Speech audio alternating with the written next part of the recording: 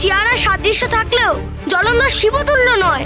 সে পাপী, সে অত্যাচারী, তাকে বধ করুন প্রভু।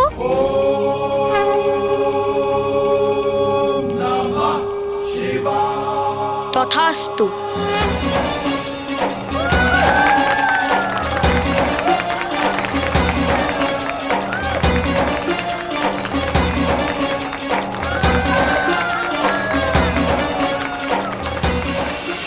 দেবতাদের অভয় দান করে দেবাদিদেব মহাদেব এসে দাঁড়ালেন জলন্ধরের সামনে। আর তারপর কি হলো জানো? দেখো দেখো দেখো,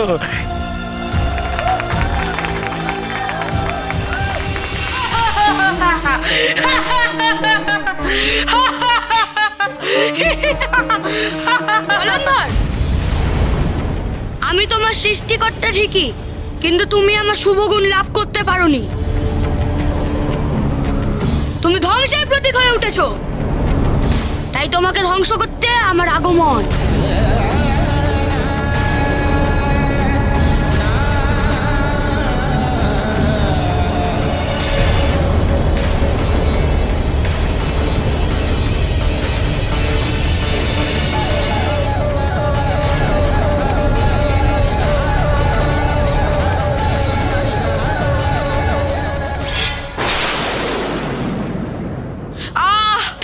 আমি পাপী, পাপের কারণে বিনাশ ঘটলো আমার, পাপের কারণে বিনাশ ঘটলো আমার।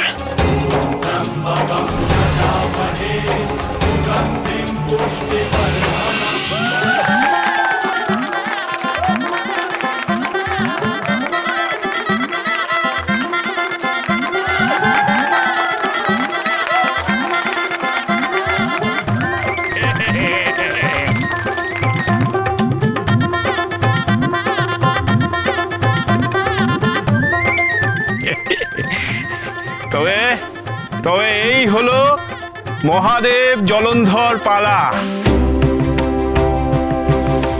তোমরা তাহলে সকলে বুঝতে পেরেছো যে কে এই জলন্ধর, কি করে তার সৃষ্টি হলো এবং কেনই বা তার বিনাশ ঘটলো। হ্যাঁ, আসলে আসলে দেবাদিদেব মহাদেব নিজেই সৃষ্টি করেছিলেন এই জলন্ধরকে, আবার তিনি নিজেই তাকে বধ করলেন। কেন জানো? কারণ জলন্ধর অশুভ শক্তিকে আপন করে নিয়েছিল, শিবের শুভ শক্তিকে সে গ্রহণ করেনি বলে তার পতন ঘটেছিল। কাজেই মনে রেখো, দুটো মানুষের চেহারা আকৃতি যদি এক হয়ও তাদের মন হতে পারে আলাদা। আর সেই একজনের যার মন মানুষের অমঙ্গল চায়, তার পতন অনিবার্য।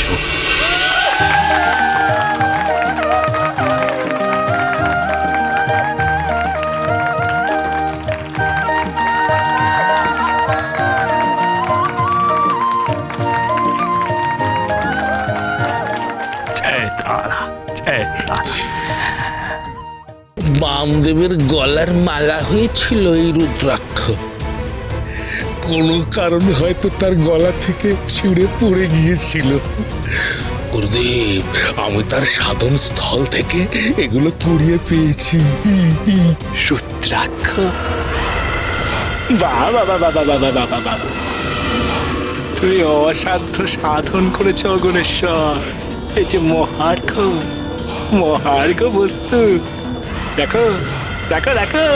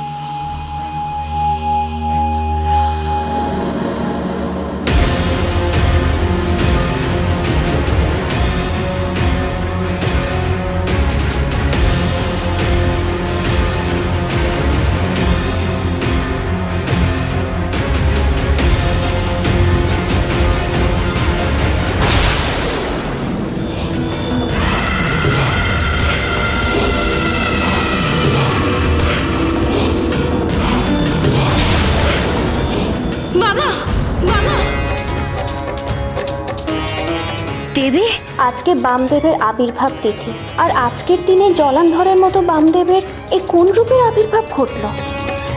আমার বাবার বড় বিপদ রে। ওর জন্য যে আমার খুব চিন্তা হচ্ছে।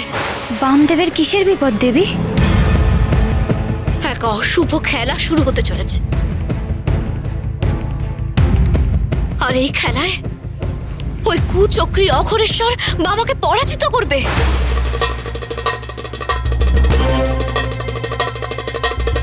সে কি দেবী?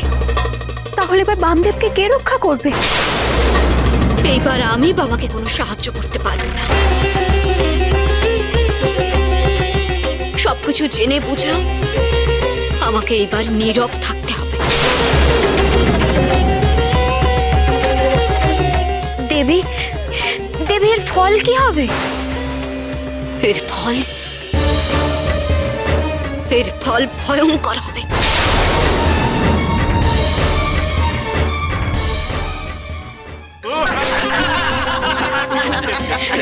যোগেন্দ্র কিন্তু আজকে সবাইকে তাক লাগিয়ে দিয়েছে। কি ভালো অভিনয় করেছিস তুই ভাই। কি করে করলি তুই এত কিছু? ভয় করলো না তোর? ভয় কেন করবে? বাবা ঠাকুর তো আমাদেরকে সব শিখিয়ে দিয়েছিল। সত্যি রে বাবা, তুই বলেই পেরেছিস। এত সুন্দর নাটক হয়েছে। এই গল্প তো আগে আমরা কখনো শুনিনি, তোর জন্যই জানতে পারলাম। সত্যি গো রানিমা, বাবা ঠাকুরের কাছে পুরো গল্পের ভান্ডার আছে। আচ্ছা বাবা ঠাকুর, শিব ঠাকুরের মতন যদি দেখতে আরেকজন থাকতে পারে, তার মানে আমার মতন দেখতেও আরেকজন থাকতে পারে, তাহলে তোমার মতন দেখতেও আরেকজন থাকতে পারে। দাদা,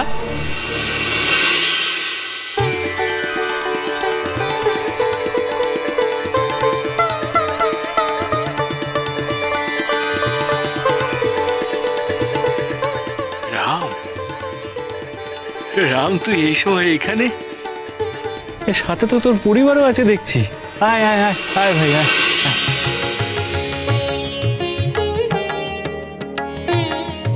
কি ব্যাপার রে, হঠাৎ তারাপীঠে? হ্যাঁ রে, একটা বিশেষ কাজেই এই সপরিবারে এলাম। কতদিন পর দেখলাম তোমায়। সপরিবারে খুব ভালো লাগছে তোমাদের দেখতে।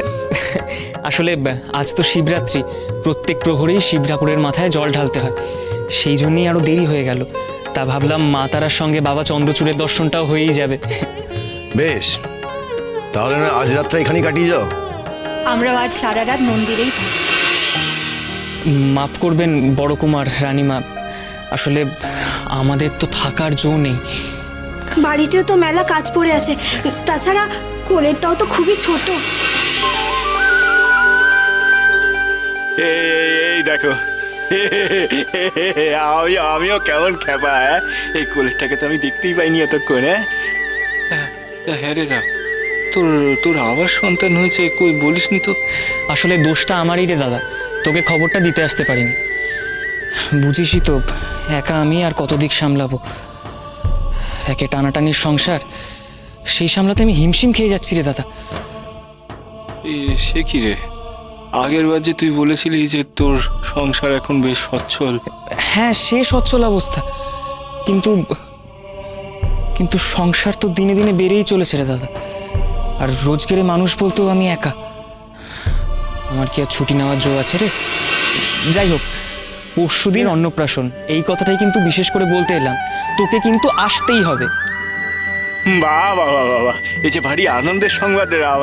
হ্যাঁ, কই গো বৌমা, দেখি দেখি দেখি, আমার একটু দাও গো।